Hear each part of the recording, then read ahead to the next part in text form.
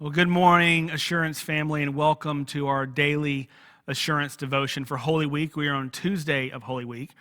And if you started with us yesterday, and even if you didn't start with us yesterday, what we're doing is going through Holy Week. And while we will often mention what we're going through now in issues of self-isolation and self-distancing and all that, and encourage you through that, we also want to give proper attention to Holy Week and what it's all about. And so what we're doing is looking at Jesus and his experience that he had as he went through the week. And so each day we're looking at something that happened in Jesus' life while he was going through what eventually became called Holy Week. Now here's the problem though. Well, not a problem, but the obstacle. It's technically in Scripture, as we get to Tuesday, right? We don't have an actual event recorded on Tuesday of Holy Week. So what do we talk about? Well, we sort of do and we don't. Because while we don't have a specific event that is talked about for Holy Week, we do have something in Scripture that points to something Jesus did every day of Holy Week. And it's here in Luke chapter 21, verses 37 through 38. The chapter closes this way. Luke says, each day Jesus was teaching at the temple. So each day he would go to the temple. And each evening, he went out to spend the night on the hill called the Mount of Olives.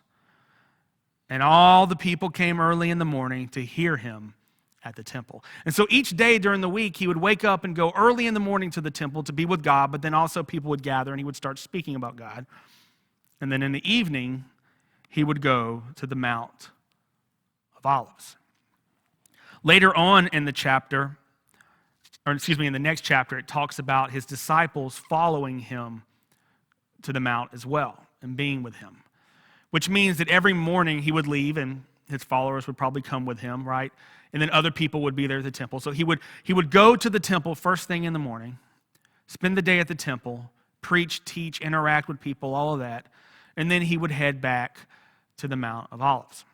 Now, what in the world do we have to say about that? What in the world can we say when we can't come to our sanctuary? It's not the temple, right? But it is our sanctuary here that I'm sitting in, at least for the Northlake campus. And if you're a part of the Connections campus, you can't go and be with other people at the Connections campus. Because what we would really like to do is what's in this scripture, right?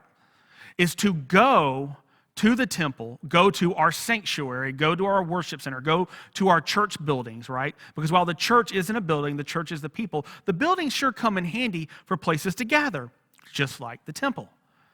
What we want to do is to go to those places now, to be with our friends, to talk to our friends, to sit down maybe in a Sunday school class and have a conversation, to laugh, to drink coffee and reflect on the week together. To come into this space that I'm in now and hear beautiful music and the word preached. This is what we want, and this is what we unfortunately cannot do. But in this particular section of Scripture, we still have a lesson. We have a lesson about what Jesus viewed as important. That each day, Jesus would head to the temple to be with God, right? To kind of pray with God, to reflect with God, and to also, of course, teach about God. And then each day he would kind of go back to his place on the Mount of Olives to be with his friends, his closest friends, those who had followed him for the last few years. I think we can learn a lot in that. As you and I are going through this time of isolation and self-distancing, maybe what we can learn in this particular passage on this Holy Tuesday is by following the example of Jesus as best we can considering the circumstances. So my question to you is this. It's a question I've asked before in maybe a sermon and Bible studies and things like that. Is that this is the background to the question, we can't come to this sanctuary, but we can, right? We can come to this. We can come to the Bible. And we can go to God in prayer. And we can't go to God through devotions or anything like that.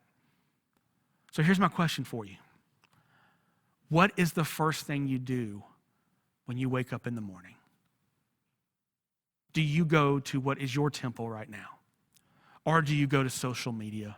Do you go to the news? Do you go to things that seem to drive fear and anxiety in an already anxious situation? Or do you go to God? Maybe another question, a way of asking it is this. Is the first thing your first thing? Is the first thing God? The first thing, right? Before everything else, literally, that created everything else, literally, but also is supposed to be the first priority in our life. Is the first thing your first thing?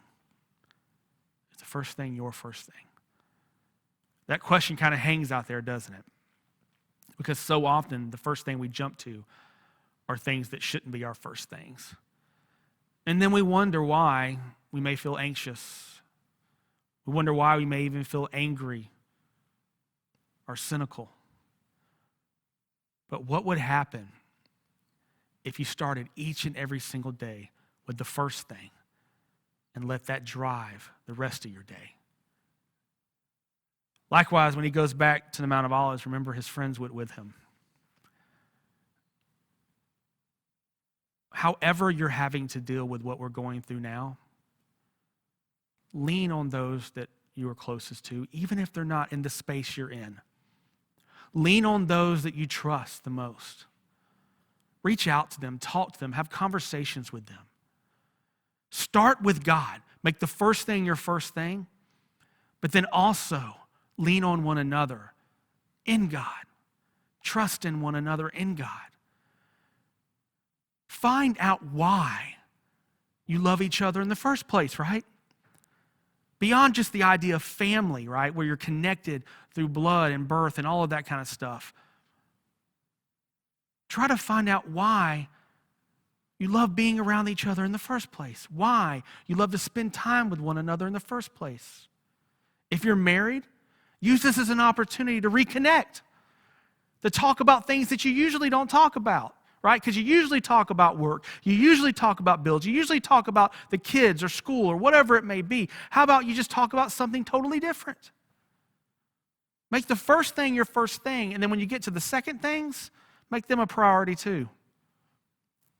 Give them the time that they probably, maybe not for you, but for maybe many, they probably needed all along. Give them the attention that they deserve. We have an opportunity in the midst of this crisis, a crisis none of us want to have, but we do have an opportunity, and that is to maybe recenter and refocus, to learn from Jesus and make the first thing first, and then the thing that follows it, make that a priority as well. God bless you all, and see you tomorrow for our Holy Week devotion.